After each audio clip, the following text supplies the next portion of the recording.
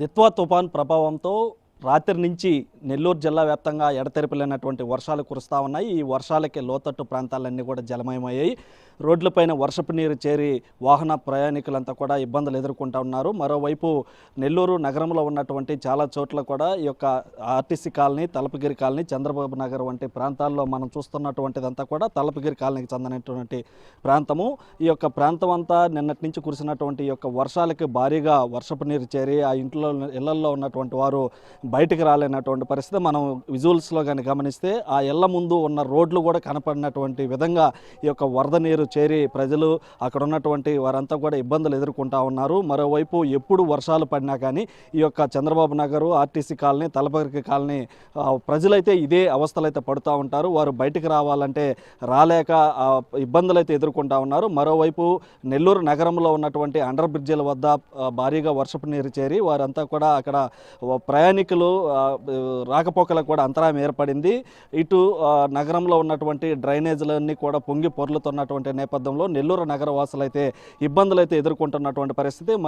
మరోపక్క అధికారులు ఆ యొక్క వర్షపు నీటిని పంపించేందుకు ప్రయత్నాలు చేస్తున్నప్పటికీ ఈ యొక్క ఎడతెరిపిలేనటువంటి కురుస్తున్నటువంటి వర్షాలకు ఆ వర్షపు నీరు వస్తూ ఉన్నటువంటి క్రమంలో ఈ యొక్క ప్రజలైతే నానా అవస్థలకి గురవుతున్నటువంటి వాతావరణం అయితే ఉంది. మరోవైపు హైవే పైన భారీగా వరద నీరు చేరడంతో హైవే పైన దాదాపుగా కిలోమీటర్ల మేర ట్రాఫిక్ కూడా ఆగిపోయినటువంటి పరిస్థితి. అక్కడ వాహనాలను కూడా పంపించేటువంటి ప్రయత్నం చేస్తున్నప్పటికీ వర్షపు నీరు ఆ హైవే పైకి భారీగా చేరుకోవడంతో ప్రయాణికులు ఆ యొక్క దూర ప్రాంతాలకు వెళ్ళేటువంటి వారు కూడా ఇబ్బందులు ఎదుర్కొంటూ ఉన్నారు. మరోవైపు ఇటు నెల్లూరులో ఉన్నటువంటి పెన్నా పరివాహక ప్రాంత ప్రజలను కూడా అక్కడ అధికారులు అప్రమత్తం చేస్తూ ఉన్నారు.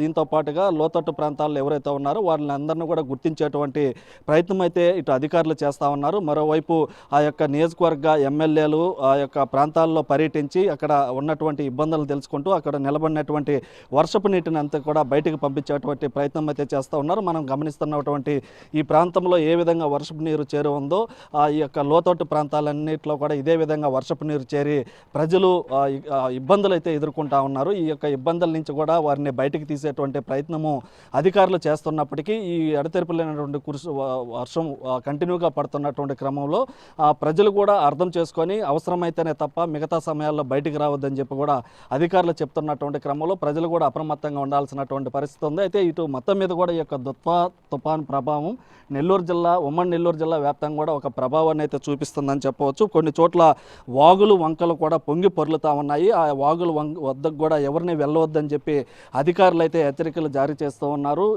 ఏది ఏమైనప్పటికీ ఈ యొక్క దిత్వా తుఫాన్ ప్రభావంతో పడుతున్నటువంటి వర్షాలకి చాలా చోట్ల ఆ యొక్క ఏవైతే వంకలు, వరదలు, వాగులు, వంకలు ఏవైతే ఉన్నాయో అవి పొంగి పొర్లేటువంటి అవకాశం ఉన్నందున గతంలో కురిసినటువంటి వర్షాలకి ఇప్పటికే వాటిలన్నింటిలో కూడా వరదపు నీరు ఉన్నటువంటి క్రమంలో వాటి వద్దకు వెళ్ళవద్దని కూడా చెప్తా ఉన్నారు. దాంతోపాటుగా ఈ యొక్క కురుస్తున్నటువంటి వర్షాలతో పాటు తీవ్రమైనటువంటి చలిగాలులు కూడా వీస్తున్నటువంటి క్రమంలో ఇటు పిల్లలు, ముసలి వారు ఎవరైతే ఉన్నారో వారు కూడా ఇబ్బందులు ఎదుర్కొంటూ ఉన్నారు.